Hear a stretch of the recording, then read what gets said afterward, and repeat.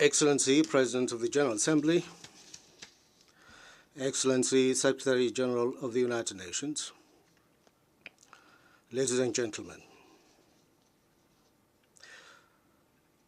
Your Excellency Philemon Young, let me express my congratulations to you and your country, Cameroon, on your election to preside over the 79th session of the United Nations General Assembly, and I wish you a successful term. I also wish to express my profound appreciation to His Excellency Denis Francis, President of the 78th session of the General Assembly, for his able leadership. It is an honor and privilege for me to address this august assembly representing my country, Ethiopia. Mr. President, the country that was one of the 51 founding members of the United Nations, Ethiopia is a strong proponent of effective multilateralism centered on the United Nations.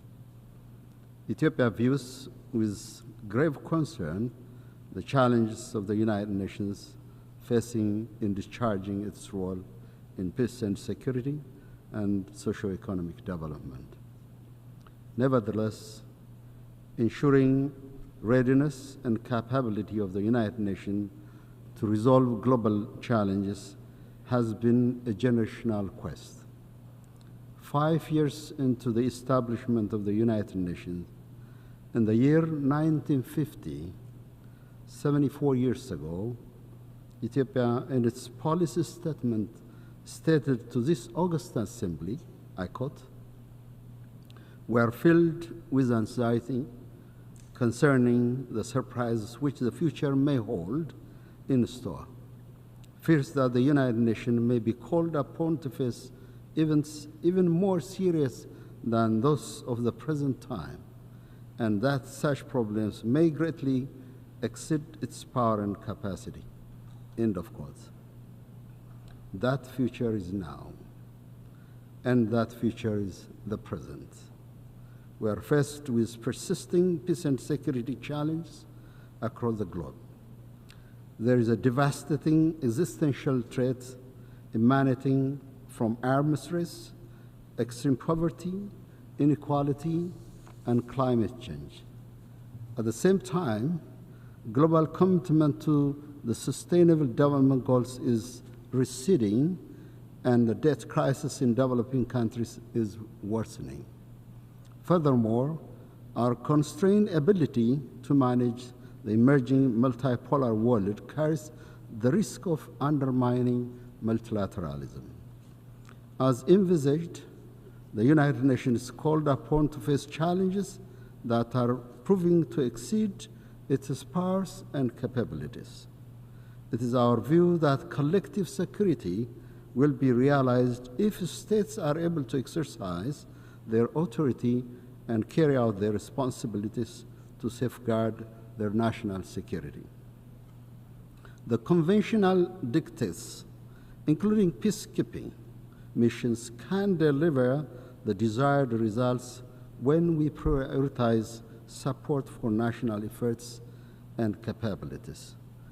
We must therefore at all times preserve the sovereignty and political independence of states at the foundation of effective collective security.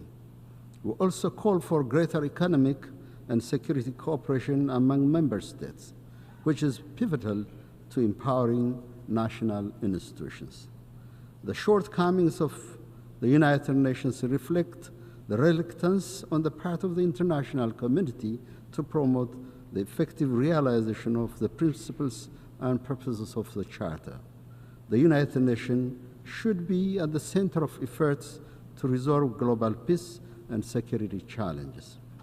Without a substantial role for the United Nations guided by the principles of the Charter, we risk making the General Assembly an inconsequential platform with no guarantee for a meaningful contribution to global peace and security. On its part, the United Nations should play its role by demonstrating impartiality, independence, competence, and credibility among all its members. Furthermore, we underscore the urgency to reform the United Nations Security Council and its working methods. The reform of the Security Council is not only about rectifying the injustice done to Africa, but also about the credibility of the Council itself.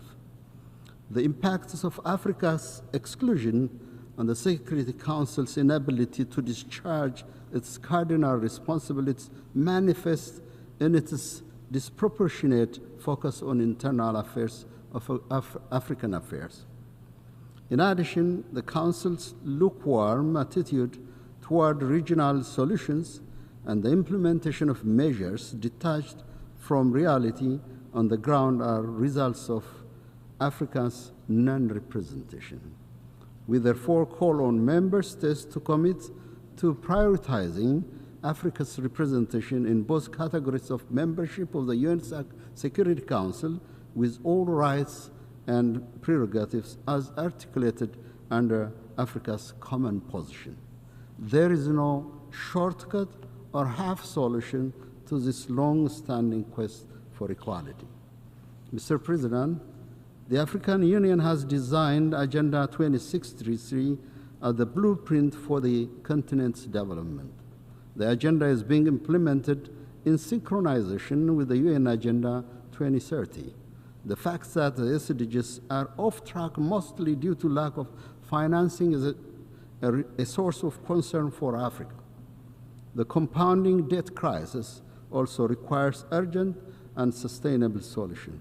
Therefore, those member states with impact on global financial institutions should make the necessary financial resources available.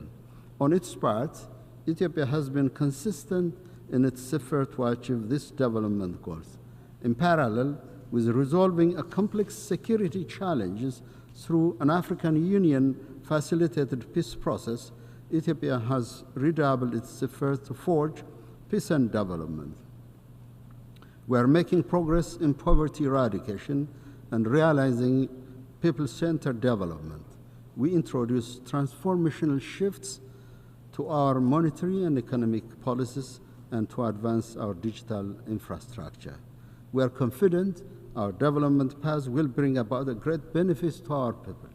We call on all actors in development finance to work with us with a sense of solidarity and cooperation to navigate the challenges of reform and attain sustainable economic growth and development. Mr. President, I have the distinct pleasure to announce to this Assembly the milestone the Nile River Basin has achieved this year. The Cooperative Framework Agreement of the Nile River Basin, CFA, is poised to enter into force with a required number of ratifications. The entry into force of this first ever Nile Basin-wide treaty, the Cooperative Framework Agreement, will pave the way for sustained cooperation and shared growth across the entire river basin.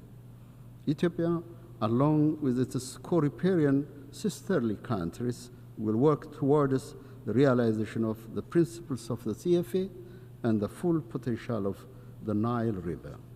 Furthermore, the Grand Ethiopian Renaissance Dam is generating electricity, responding to the energy demands of Ethiopia and the Eastern Africa region. It is our sincere hope that the remaining riparian countries will join the CFA and play a constructive role in ensuring equitable and reasonable utilization of the Nile River.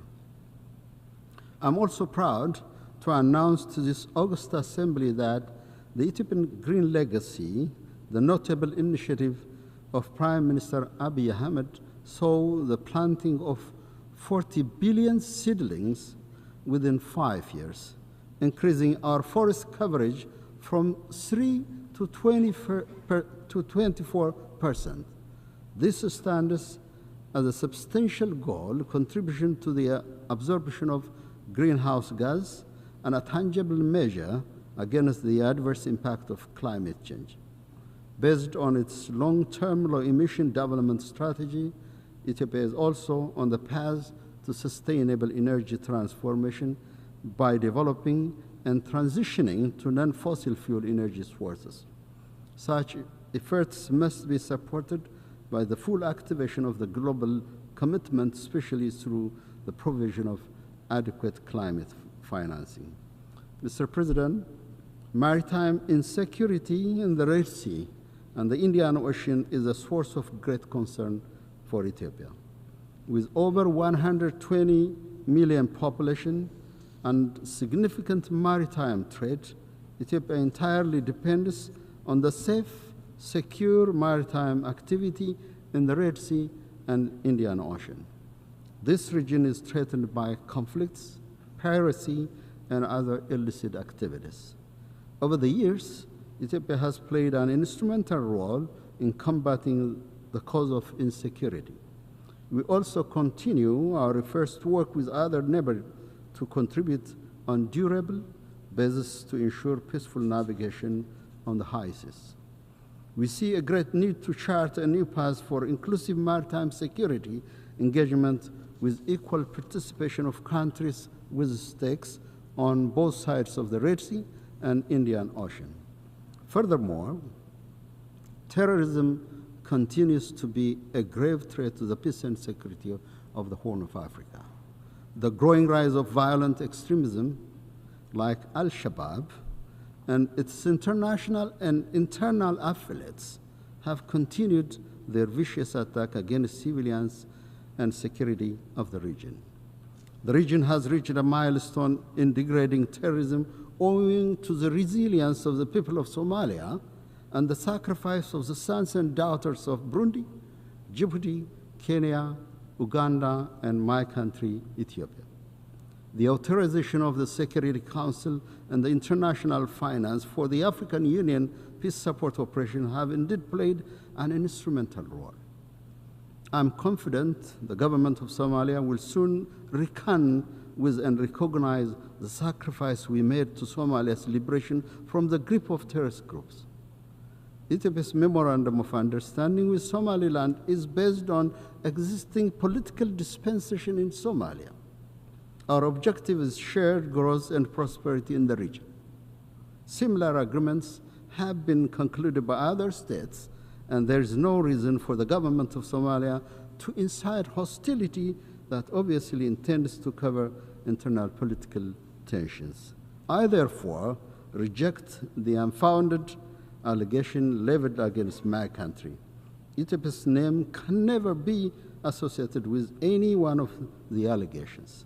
I rather call on the federal government of Somalia to join hands to eliminate terrorist groups that are causing chaos and mayhem on the people of the region.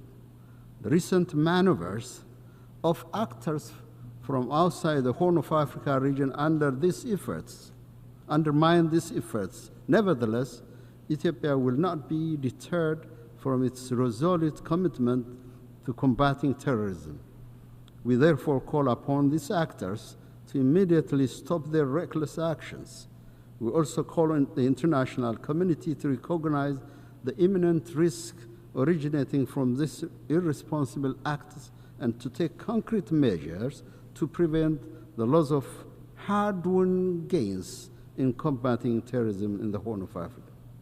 Mr. President, in conclusion, I would like to reiterate Ethiopia's commitment to the maintenance of global peace and security and upholding multilateralism.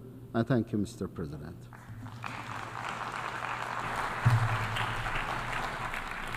I thank the Minister for Foreign Affairs of Ethiopia.